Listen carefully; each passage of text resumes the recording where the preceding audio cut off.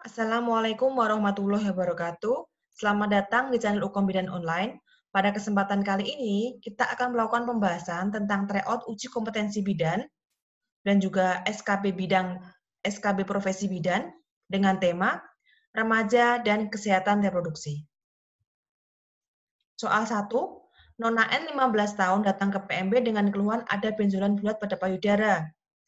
Benjolan ditemukan 6 bulan yang lalu, ukuran tetap dan tidak nyeri. Hasil pemeriksaan, kedua mame simetris, bagian kanan teraba massa di kuadran bawah lateral dengan diameter 2 cm, bulat, mobile, dan tidak nyeri, serta tidak ditemukan pembesaran kelenjar limfe. Diagnosa apakah pada kasus tersebut? A. Sarkoma, B. Kistik fibrosis, C. Fibroadenoma mame, D. Karsinoma mame, E. Kistosarkoma. Kita bahas. Terdapat 5 pilihan dalam pertanyaan ini. Kistik fibrosis dan kistosarkoma kita tepiskan karena dalam soal tidak ditemukan data bahwa adanya cairan yang terdapat pada massa. Sehingga kistik fibrosis dan kistoadenoma mame kita singkirkan. Kemudian pilihan jawaban A, sarkoma dan karsinoma, ini merupakan sebutan dari jenis kanker. Perbedaannya adalah sel tumbuhnya berada di apakah itu jaringan ataupun organ. Kemudian fibroadenoma mame. Jadi pilihan jawaban utama pada pertanyaan nomor 1 adalah apakah itu sarkoma, fibroadenoma mame, ataupun karsinoma mame. Kita bahas.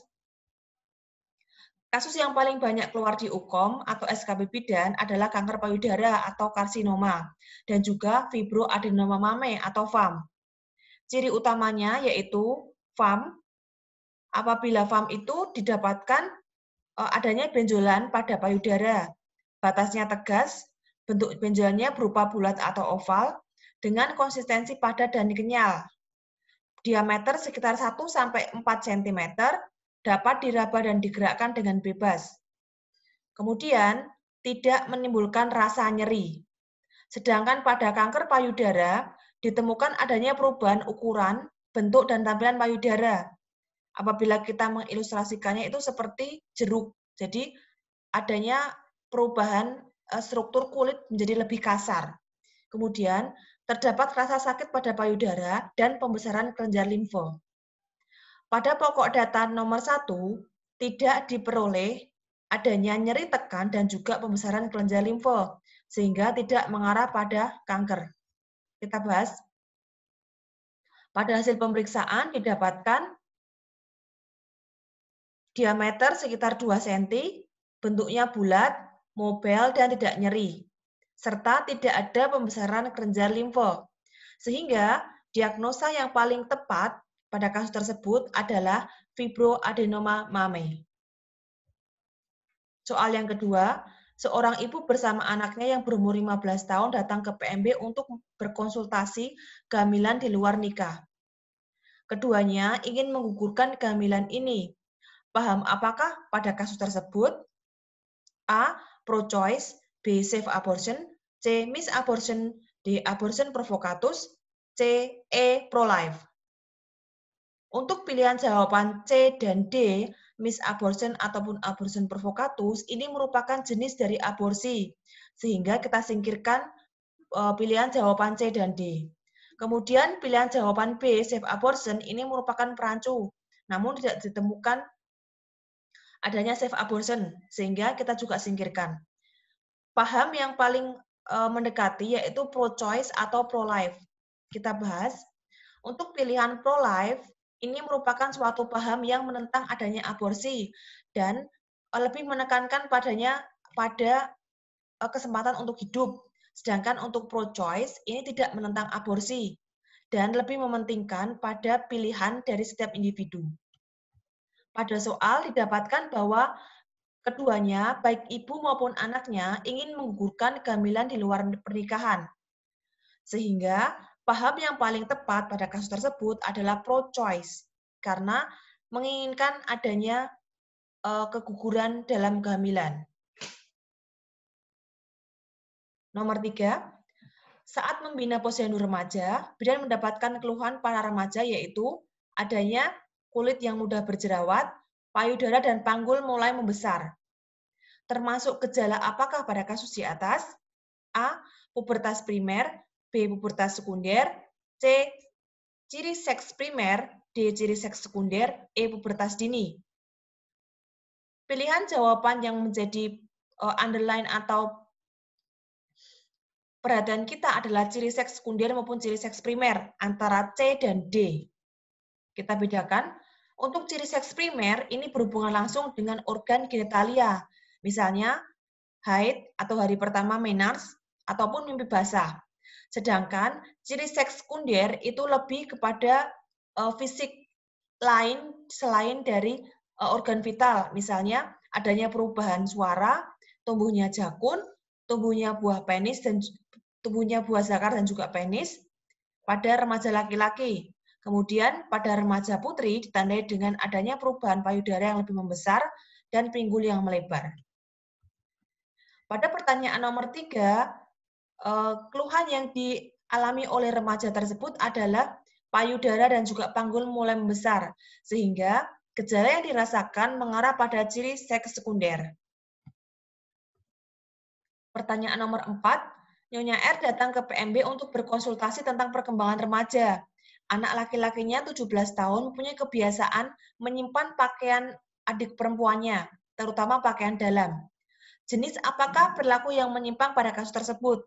A. Fetisisme, B. Pedofilia, C. Masokisme, D. Ekshibionisme, E. Feminisme. Kita bahas. Fetisisme merupakan suatu kelainan yang membuat seseorang itu mempunyai daya tarik terhadap benda mati.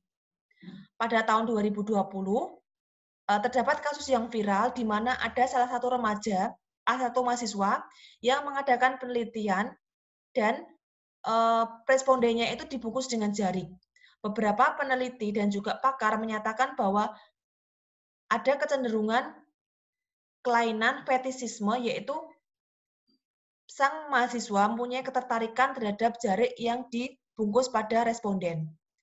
Pedofil, ini merupakan kelainan psikoseksual di mana remaja atau dewasa ini mempunyai ketertarikan pada anak-anak ataupun pra-remaja. Masokisme merupakan kelainan seksual di mana seseorang akan merasa nyaman dan puas secara seksual ketika dirinya disakiti oleh pasangannya. Sedangkan ekshibionisme merupakan perilaku yang selalu memamerkan hal-hal yang bisa tertutup, misalnya payudara dan alat kelamin pada halayak umum. Kemudian, feminisme adalah merupakan suatu prinsip yang menyatakan kesetaraan antara perempuan dan laki-laki. Pada soal, ditemukan bahwa remaja berusia 17 tahun mempunyai kebiasaan menyimpan pakaian dalam adiknya.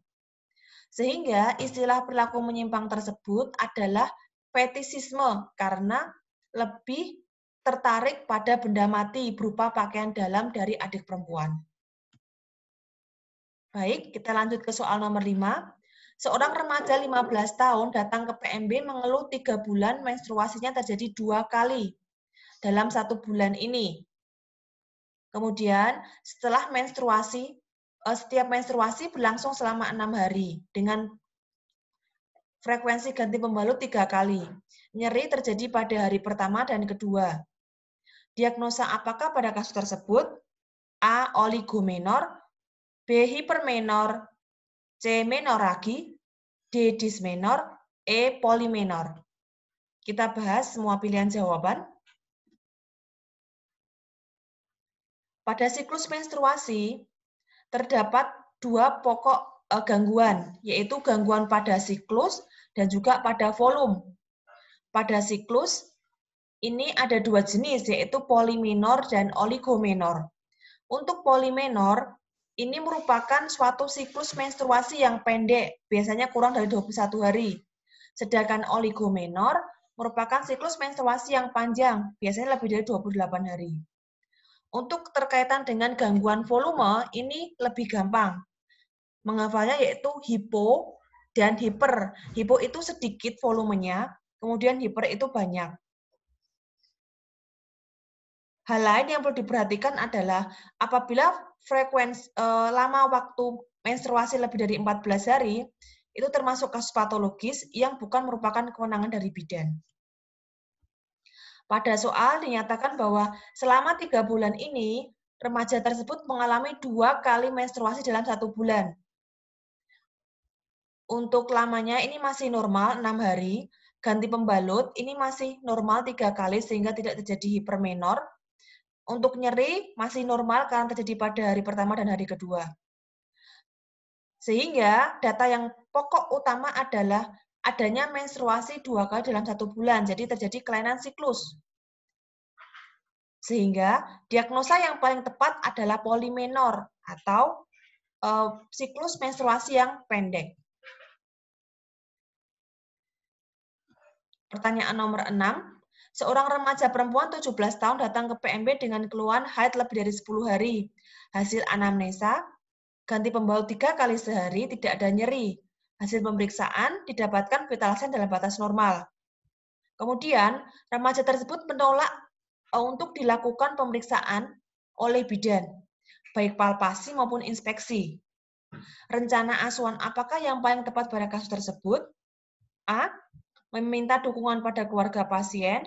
B. Memberi pengertian tentang tujuan pemeriksaan fisik. C. Melakukan kolaborasi dengan tenaga kesehatan lain. D. Merujuk pasien ke fasilitas pelayanan kesehatan lebih lengkap. E. Meminta keterangan tertulis dari terkait dengan penolakan pemeriksaan. Baik, kita bahas. Vital sign di sini dalam batas normal. Kemudian, untuk lamanya haid ini memang cenderung lebih lama namun masih dalam batas normal karena tidak lebih dari 14 hari. Kemudian untuk volumenya masih normal karena 3 kali dalam sehari. Sehingga ini merupakan suatu hal yang masih fisiologis.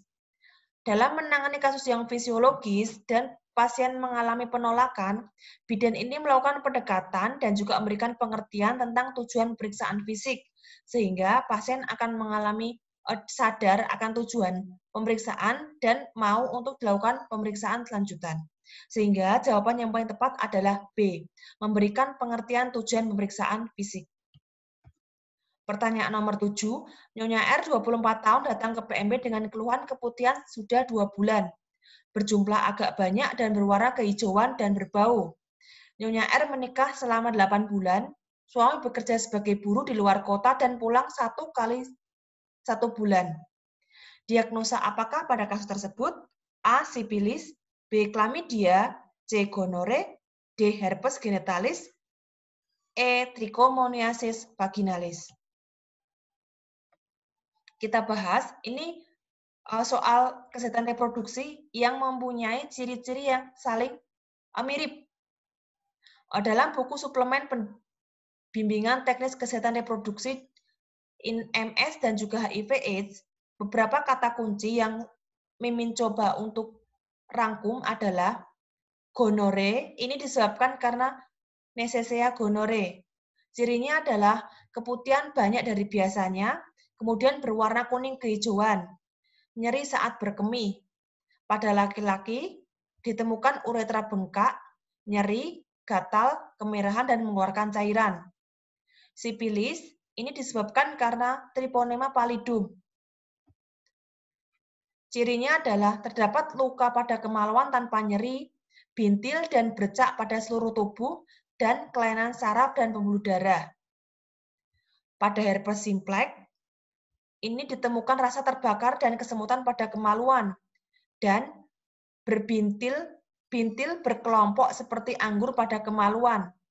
Kemudian nyeri dan bisa pecah dan menjadi kerak. Ini mirip seperti herpes yang terjadi pada misal kulit kita, namun ini terjadi pada alat genitalia. Kemudian trichomoniasis ini adalah salah satu soal yang paling sering keluar, disebabkan karena Trichomonas vaginalis. Ciri utamanya ada 3, yaitu keputihan kuning kehijauan, berbusa, dan berbau busuk. Ini adalah 3 ciri utamanya yang paling sering keluar. Putih berwarna kehijauan, berbusa, dan berbau busuk. Kemudian, infeksi HPV ini disebabkan karena human papillomavirus. Bentuknya seperti kutil atau jengger ayam. Kemudian chlamydia, ini cirinya rasa panas saat berkemih. Vagina dan penis mengeluarkan cairan atau keputihan yang panas. Ciri utama yang saya sebutkan tadi, ini biasanya diikuti dengan ciri IMS pada umumnya, misal nyeri saat berkemih dan tidak nyaman pada organ intim. Baik, kita kembali ke soal. Keluhan yang dirasakan oleh Nyonya R adalah keputihan yang agak banyak, berwarna kehijauan dan berbau. Ini mengarah ke gonore. Mengapa tidak mengarah ke Trichomonas vaginalis? Karena tidak ada kata-kata berbusa. Kalau Trichomonas vaginalis biasanya ada keluhan keputihan berwarna kuning kehijauan, berbusa dan sangat berbau.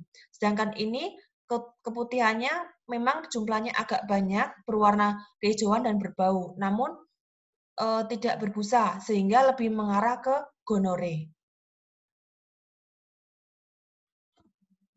Pertanyaan ke-8. Nyonya R 22 tahun datang ke PMB dengan keluhan 7 hari mengalami keputihan berbau dan gatal. Hasil pemeriksaan, terdapat keputihan encer berwarna kekuning-kuningan, berbusa dan berbau busuk. Ini merupakan salah satu tiga ciri dari Trichomonas vaginalis. Apakah penyebab kasus tersebut? Jawabannya adalah A. Trichomoniasis vaginalis. Pembahasannya sesuai dengan pertanyaan yang di atasnya. Pertanyaan nomor 9, Nyonya R 31 tahun menikah selama 17 tahun, belum pernah hamil meskipun aktif melakukan hubungan seksual. Tidak pernah mengalami keguguran dan tidak menggunakan KB apapun. Apakah diagnosa pada kasus tersebut? A. Infertil, B. Subinfertil, C. Infertilitas primer, D. Infertilitas idiopatik, E. Infertilitas sekunder.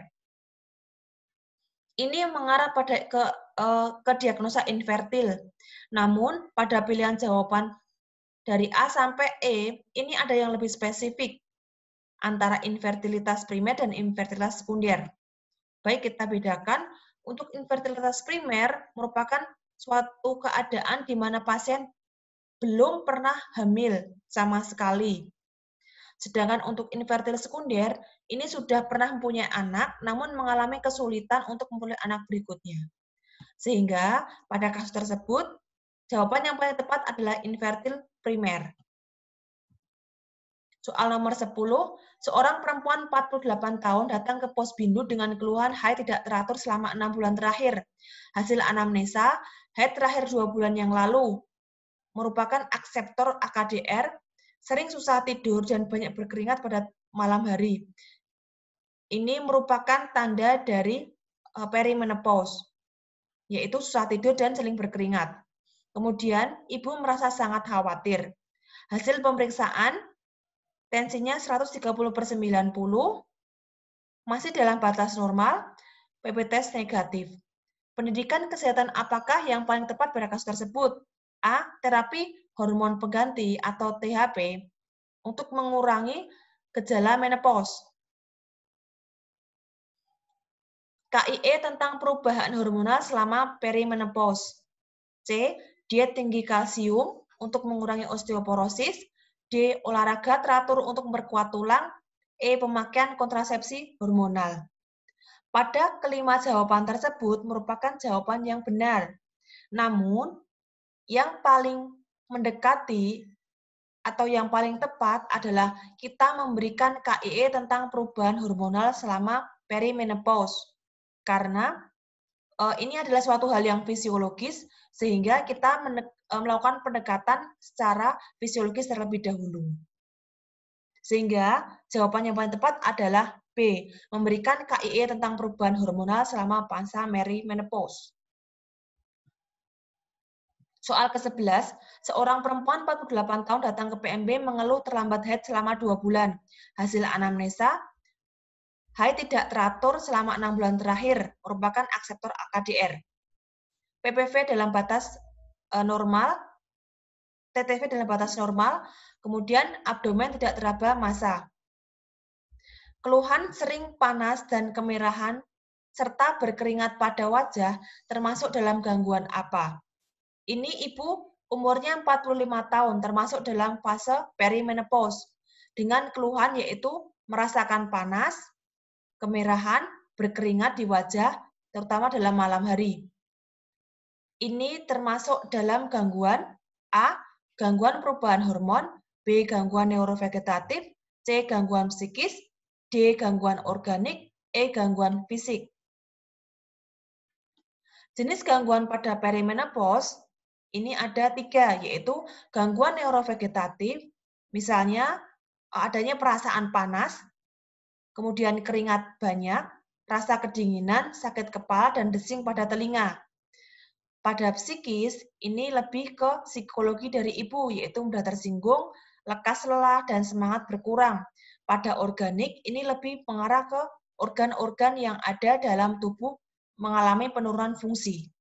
Sehingga apabila ibu mengalami perasaan panas, keringat banyak, dan juga rasa kedinginan, ini lebih mengarah pada gangguan neurovegetatif. Pertanyaan nomor 12, Nyonya N 28 tahun datang ke puskesmas dengan keluhan adanya benjolan bulat pada payudara tanpa rasa nyeri. Tidak ada perubahan atau penambahan besar pada benjolan tersebut. Tindakan apakah yang dilakukan oleh dokter bedah pada Nyonya N? Berdasarkan data dari soal, ini benjolannya tidak nyeri. Kemudian tidak terdapat perubahan besar dari benjolan tersebut. Sehingga ini kasus tersebut digolongkan pada FAM atau fibroadenoma mamae. Kemudian tindakan yang paling tepat pada kasus FAM adalah eksisi dan juga biopsi. Baiklah, terima kasih. Demikian penjelasan soal uji kompetensi bidan dan juga SKB profesi bidan dalam tema remaja dan kesehatan reproduksi. Terima kasih telah menyimak. Wassalamualaikum warahmatullahi wabarakatuh.